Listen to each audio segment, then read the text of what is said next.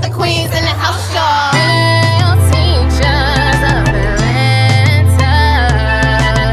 Hi, I'm Mrs. P. Smith, the Mama Bear at School, your favorite ELA and SPED teacher, but always teaching my students about business. I'm Miss Rose, commonly known as the snarky teacher, always ready with the good candy. The kids say I'm their favorite math teacher. After school, it's lights, camera, action. During school hours, it's Miss Carter, the life science teacher saving lives. We got the queens in the house, y'all.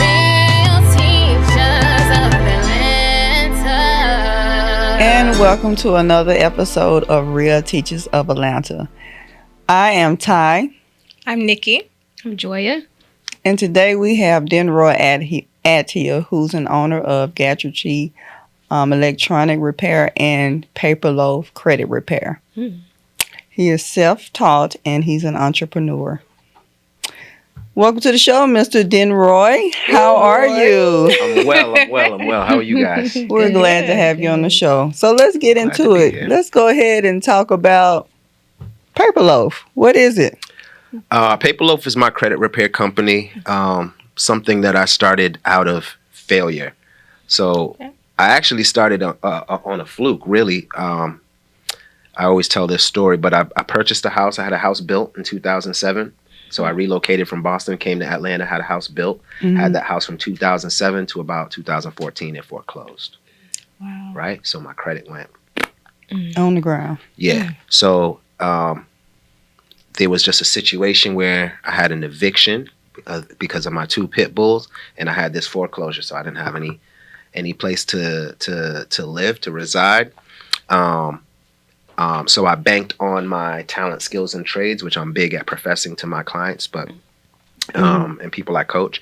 But I'm big on professing my talent, skills, and trades. That's what allowed me to start the Gadgetry. So I learned how to fix cell phones and electronics in general. I started that company. I was then living in the back of that store for quite some time. And through that company, I learned how to do my business credit for that company. Wow. At the same time, I was working on my personal credit, got my personal credit up, was able to, get another home, so on and so forth, get a duplex, if you will. And then I helped my best man at my wedding. Then I helped a few other people, and a few other people after that. Then I was like, hold up. I got to monetize this, So it's just funny. But I always say failure because, one, I don't believe in failure. It was a lesson, and I turned that lesson into a blessing. So it's something that I learned I had to hack away, and that's what Paper Loaf become. Just my education and how I was able to bring my credit from 517 to 803. I think I'm currently. Wow. Awesome. So that was a big ordeal for me. Wow. And it works. I am also a friend and a client of You're Paper on the Loaf. website. You know that? I'm sorry. Did you know you're on the website?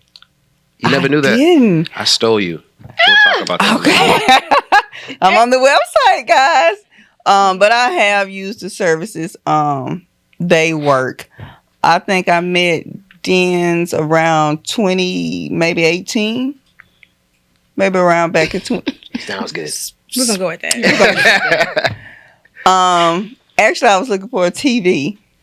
And he helped me pick out a TV. He broke down the specs because, I'm not very big when it comes to technology, but he really broke it down. And for whatever our reason, we connected.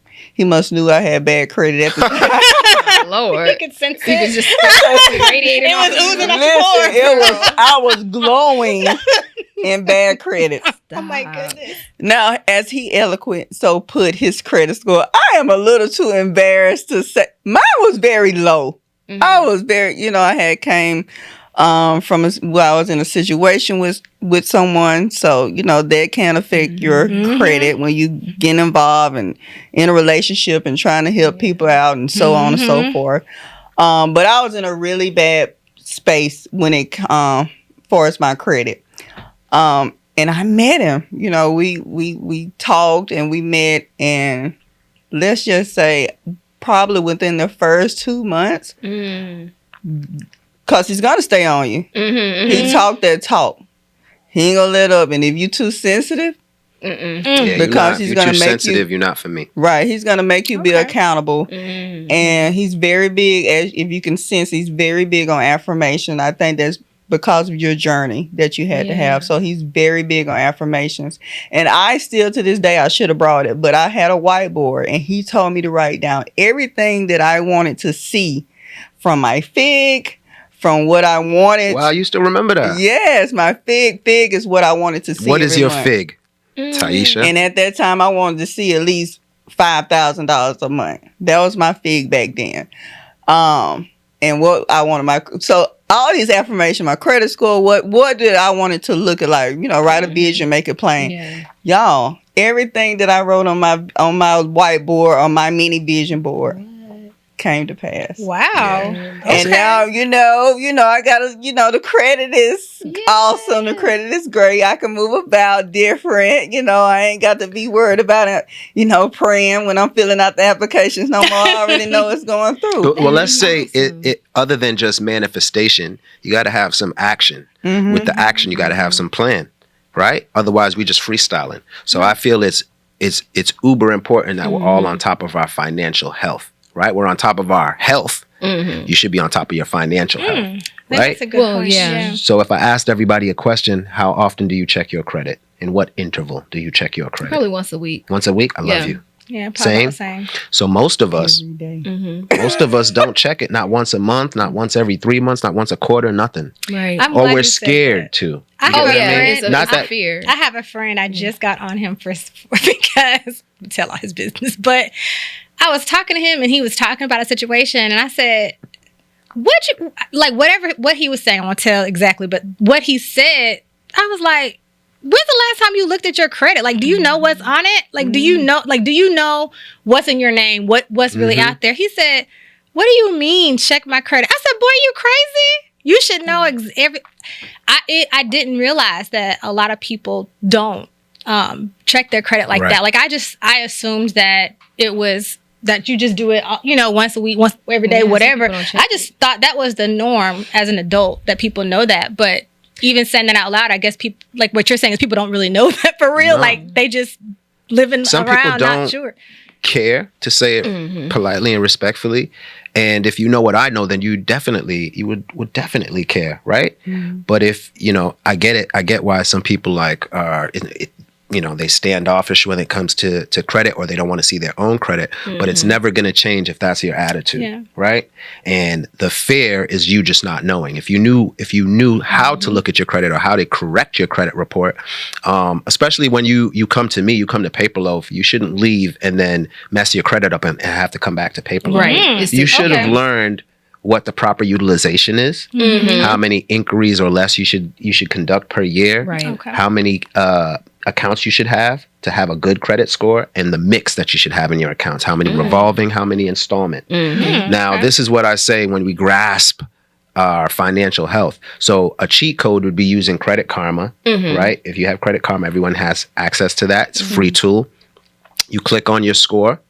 It gives you 2 scores, usually Equifax and TransUnion. If you click on one of them, it'll pull up your credit factors. Your credit factors is like a mini legend. It's either red, yellow, or green. Your trick is to just get it green. So whatever you see in red, if it says you only have 8 accounts and you need 11 or 12, you're probably at yellow and you need to make it green. So then that's just a cheat code for you to see where you currently are personally with your credit and how you should hack away. Now, where Paperloaf would come in is if at the top it says you have late payments, you have collection items, then yes, you can do it yourself, but do you know how? Do you know how to write that letter? Do you know the FCRA laws and so on and so forth, so you can get the best advantage of getting these things deleted or whatever erroneous information, right? That's the best way. That's a cheat code, is using your Credit Karma. Yeah, because for me, I had some, looking at my credit score, I'm like, okay, I know I didn't have this or this wasn't correct. So I had to write the letters to see what the proper laws were in Georgia. But let's say if you have someone that's coming to you and their credit score is on the floor, like they don't know what to do. What advice would you, what is the first thing that you would advise them to do? Well, the first thing is we look at the report and we comb through your credit report. Once we're able, I don't really look at anyone's score per se and say, oh man, your score is 417 or 3 or whatever. It's somewhat irrelevant to me because there's a lot of scoring models, right? So there's a plethora of scoring models, and your the bureaus, the 3 bureaus, Equifax, TransUnion, and Experian are contained within each of these scoring models. Got it. So let's not focus on that, right? So a lot of people will, if I'm bringing up Credit Karma, that's Vantage 3.0, and they're like, oh, my score differs, et cetera, et cetera. I don't focus on the score. I focus on what's on the report.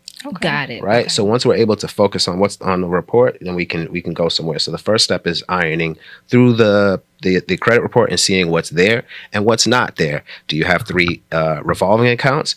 And do you have 3 installment accounts? Installments being like a mortgage, revolving being like a credit card bill. Okay. How many of those items do you have? That's where I would start with first, and then looking at the plethora of options where you can add positive items. Self-lender.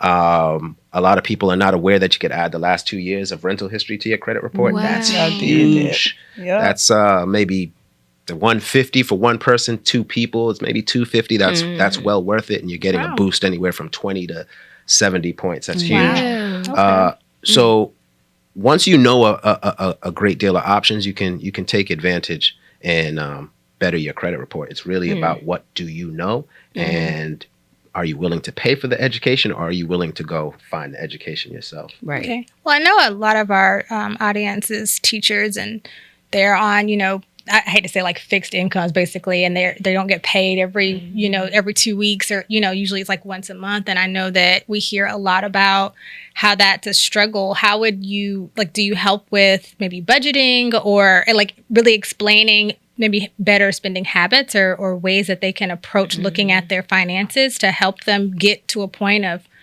having a better credit score? Budgeting is key, but just like we were saying prior to this or prior to the show, talent, skills, and trades go a long way. So I usually, especially when I'm coaching someone one-on-one, not just in credit, right, but entrepreneurship and maybe getting to the level that I'm at now, I would honestly ask that person, what talent, skills, and trades do you possess? That's number 1.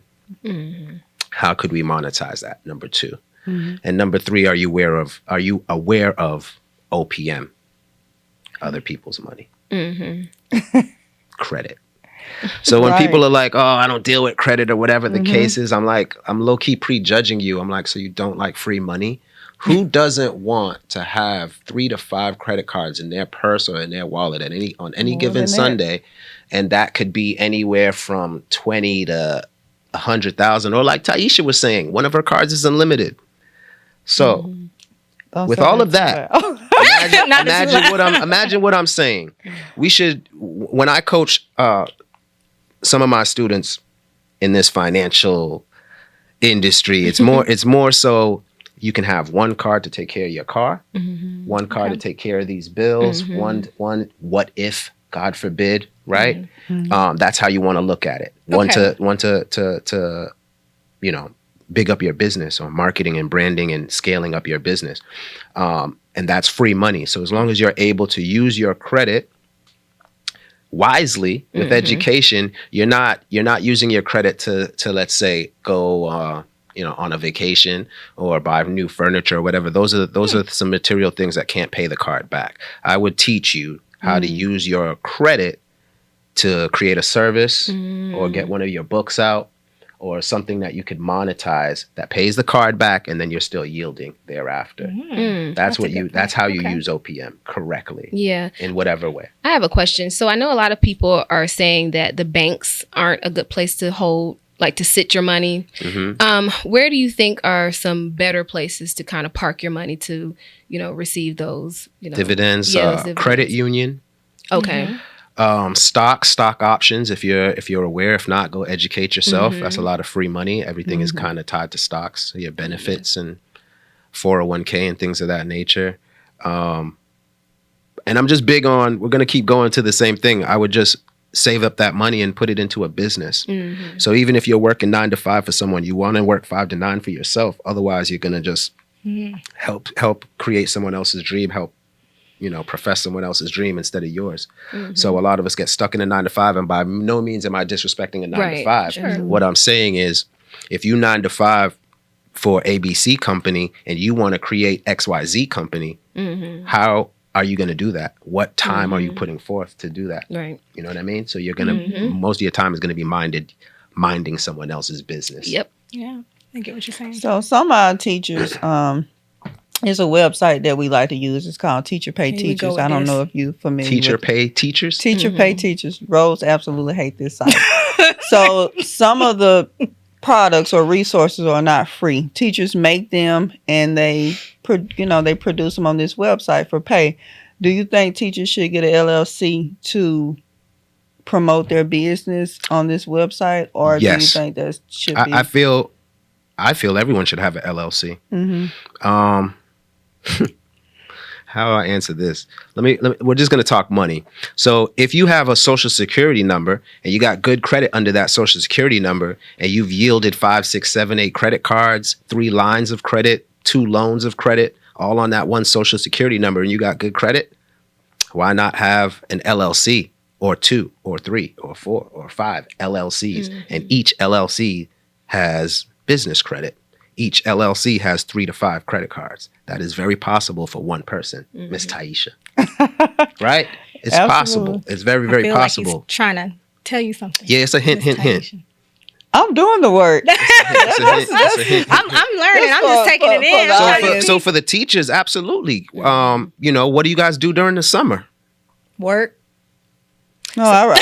No, not us. Some of Not them us. don't. So No. if you're teaching during the school year, what are the teachers doing when they're not teaching? So one of my Nothing. cousins, he's a Nothing. teacher, and then Most of them are he doing goes to respectfully, he just works at some retail place. Right. Yes. I Why work in not my put that business. time into creating your business that can help you be self-sufficient? During the, yeah, But that's why I asked the question earlier about when we started talking kind of about budgeting, because a lot of teachers, that money, we all know teaching is not a lucrative profession, right? And so what I find I hear is they're struggling, right? Like, I can't afford to have kids, or I can't afford to live by myself, or I have to have a roommate in order to just make ends meet. And so what advice, I guess, would you give teachers in that situation where your funds are what they are, what you're making, and to move them in that direction of being able to maybe become an entrepreneur if that's what they choose to do?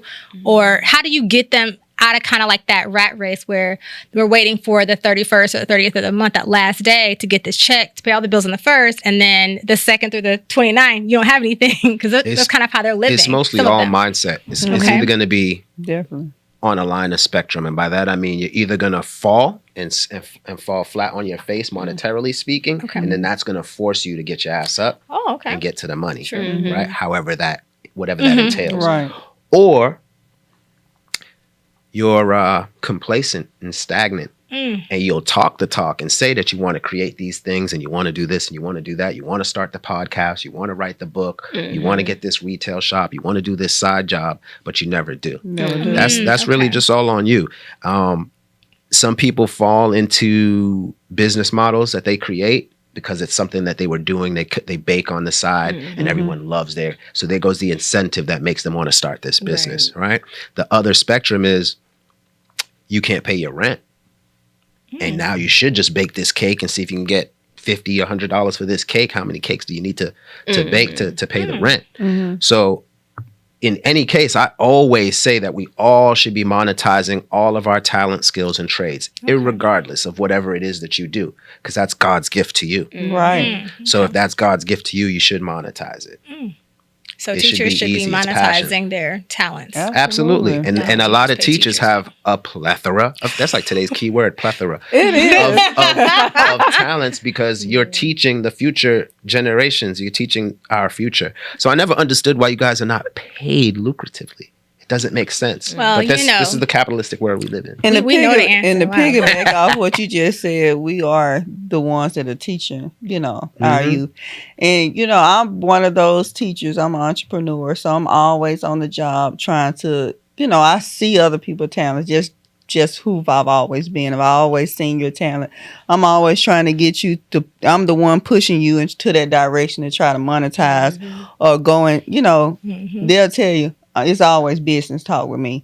But some of the teachers have a gift. Like I've seen so many gifts that teachers can monetize off, but they're not motivating like they're in the classroom motivating students. They're not motivating themselves to get out there and do what needs to be done. Yeah. A lot of us feel like these things are hard nowadays, and we're not living in the generation I grew up in. So everything is on social media. Everything is on the internet. Whatever you need to learn nowadays is on the internet. So I don't believe anyone has an excuse. No one. So whatever you need to do, it would only strictly, Denroy is saying this, you're lazy. Respectfully and politely. Otherwise, there is no valid reason you could give me to say why you're not starting this or that, or why you're not getting educated to be able to start this or that. So we can't say there's not enough time because we're grading paper still 8:30. We can't none of that. No, because there's 24 hours in a day. So my accountability partner would definitely tell me, because I complain and say I have 5 children, I run these 2 businesses. You know, I was working a job while running. Like, it'd still be like, okay, so what time do you wake up? I'll say 7, 8, 9. He'll be like, okay, so wake up at 5, 6, 7. Spend an hour. How much time in the 24-hour day period that God blessed you with are you putting forth making something happen for Miss Rose or Miss Taisha? How much hours in the day? That's a good point. You know what I mean? So if you're working from 8 to 5, from 6, 7, 8, 9, 10 p.m., what are you doing? And then I get it. You're winding down. Some of us have children. We got a spouse we got to care for, etc. 11, 12, it goes midnight. But you're saying that doesn't matter. No, you got to sow into yourself. It doesn't. I so like you're talking to someone that has 5 children, that moved to a state with no family and friends. I have no excuses. So if I can do it, Absolutely. Gotcha. you don't want me to coach you. Then I'm going to look at you like, what? Okay. You're single. What? You make this amount of money per year. And? What? It's just you and your spouse and you got 1 child. It's just you and your spouse. You got 2 children. I don't want to hear it. Yeah. I don't want to hear it. All your family's here. You grew up next. Come on, man. No, you just don't want it. Gotcha. If you really wanted it, you'd go and get it. What would you say to people who don't feel like they have a talent that they can monetize? Everybody has a talent that can be monetized. Okay, just like that. Period. You heard it. Yeah, blunt. That's it. Okay, so someone says, I sing, but I don't think I can sing well enough. You can sing well enough to sing a jingle for a commercial. You can do a voiceover. You can create your own podcast and sing the intro to your. Okay. That's me freestyling. You know what I'm saying? Yeah. You can always do something. It's just, are you wanting to do this? Do you give yourself the stress of saying, we're in the first fiscal quarter of the year. This is what I need to have done by the second quarter. Who's giving you goals? Who's making you uneasy? Who's giving you the stress of becoming the better version of yourself? If that's not your spouse, if that's not your best friend, if that's not your peer group, if that's not your accountability partner, man, you in the wrong circle. Wow. I Okay. agree. Wow. Yeah. That's good. This is what you get when you go to Paper Low. Right? Listen. All right. Yeah. I like it. Yeah. That's great. So, That's great. so I know we've talked about teachers, learning and educating themselves about finance. And I know that to me, when it comes to finance, it was very important that I educated my daughter, because I didn't grow up in a house where, I seen my grandmother be very consistent when paying her bills, but no one taught me about credit. No one taught me about credit cards. These are things that were self-taught. These are things that I learned on my own or coming to Paper Loaf. How important do you think it is to educate students in finance? I think that's the top of the list, because for me, I have 5 children, 20, 17, 15, 6, and 2 years old as of today. My 20-year-old has excellent credit. My 17-year-old is already on all of my credit cards. My 15-year-old is already on all of my credit cards. So the reason why I say that is because I know better, so I should do better. So I've already started building their credit profiles. Got you. So I started getting, when I purchased my house, I was 24, and I had decent enough credit to warrant getting the loan to build this house. Did I know anything about credit at that time? No, absolutely not. So I was 35, 36 maybe when I started actually learning credit. Okay. So if I could do this over and become my 18-year-old self going out into the world, how would I go about doing that? I don't have a time machine. I don't have a DeLorean, but I do have a 20-year-old son, or he was at one point 15, 16 years old. So that's when I started. Gotcha. Yeah. Does that make sense? Yeah. So I'm happy to say my son has great credit. He has a better car than me.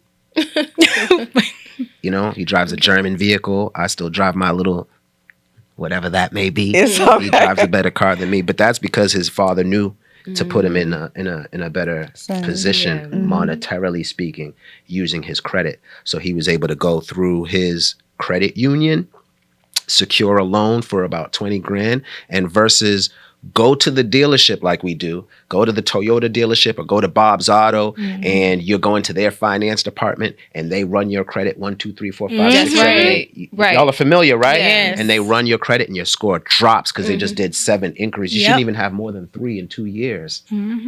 They just ran 7, 8, 9 on you. Ran it up. The smart thing would be to bank with who all your money is going to. So if your checks from teaching are going to Navy Federal or Bank of America, that's who you should use to try and secure your loan, because then it's one inquiry and you'll know before even buying the car. So in my son's case, we go through Navy Federal. They tell him he's approved for $24,000. We don't even spend that much. At the $24,000, you're 7.9, and if you use all $24,000, you're going to be paying $335 per month. Yeah. So you know before even going to the dealership. Yeah. Now we have better leverage going to the dealership saying, I want to pay this for that car with everything included, taxes. I don't want to pay your dealer fees, none of that stuff. This is the price I want to leave for. My Boston attitude.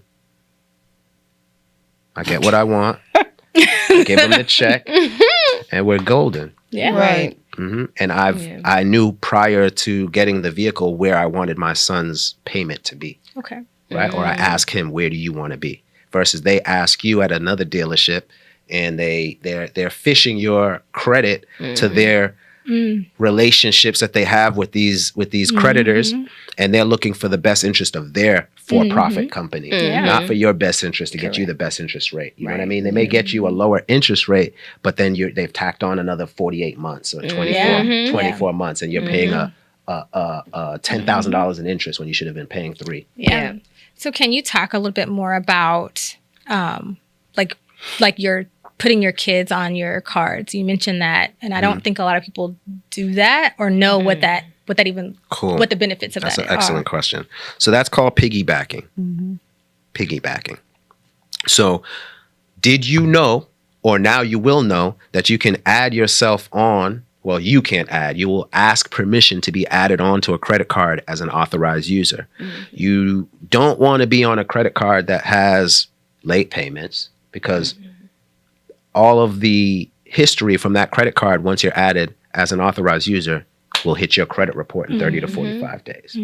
So I tell a lot of my clients, I can sell you a trade line, but if you have a family member, mom, dad, auntie, uncle, someone that has some tenure, has their credit card that's in good standing, ask them to be an authorized user, and say you don't want the card, you don't want any details from it, you don't want to use it, anything like that. You're doing it strictly to build your credit report. If they allow you, then that's a freebie, and you just gained a whole bunch of points from being added as an authorized user to this card. So the keys that you want to look out for is not how much the card limit is, whether it's $2,000 or $50,000, not that big of a concern to me. It will help your utilization, but the biggest thing to help you is the tenure, is the age of the card. So if we can get mama to add us onto a credit card that was from the year 2000, let's say this young lady's average of age on her credit report, she just looked at her Credit Karma right now, and it says her average of age is 4.5. She's 4.5 years average of age through all her credit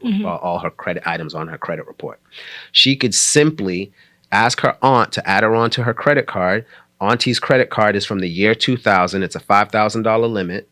30 to 45 days from now, her average of age, which would probably be in the red because it's only 4.5 years, would possibly jump up to, you're adding 20 years, maybe 7 or 8 years, right?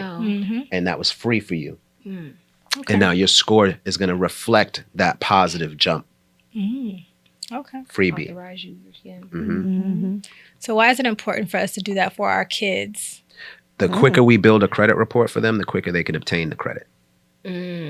So at 18, They have a credit. month after my son's birthday, he was able to buy an Audi.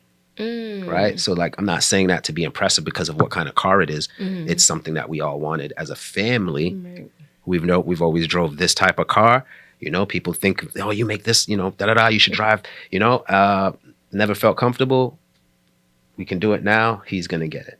And they have established credit, you know, when they reach that age. And this is more Yeah. for him. Like, I know you just sent your daughter to college, right?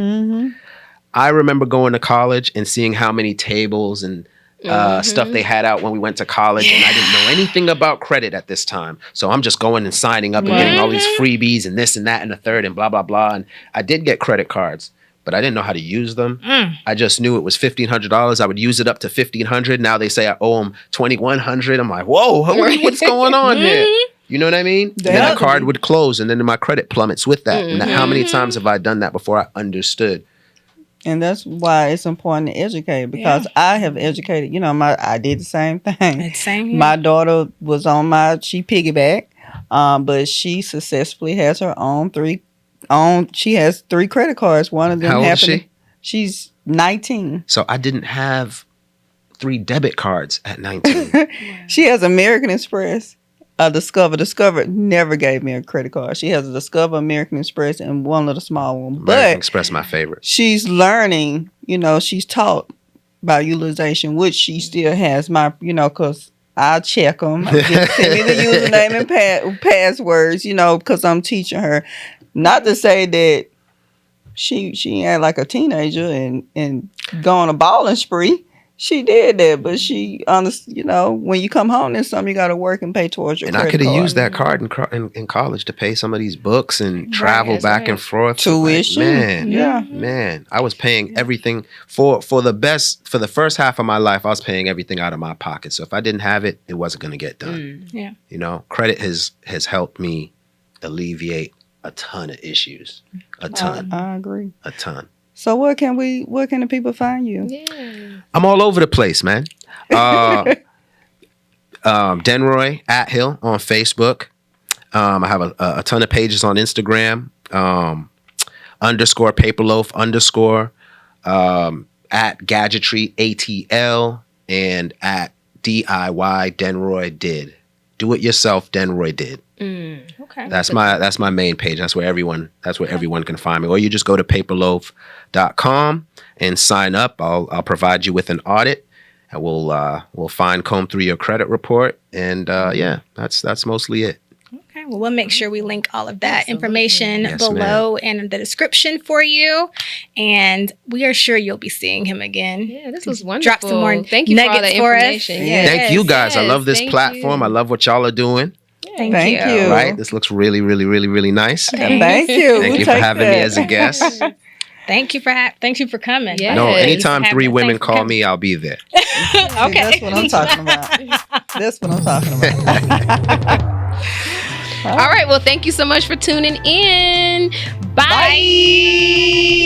Hey, if you enjoyed our show today and would like to see more content like this, make sure you follow and like our YouTube channel at Real Teachers of Atlanta. We got the queens in the house, y'all.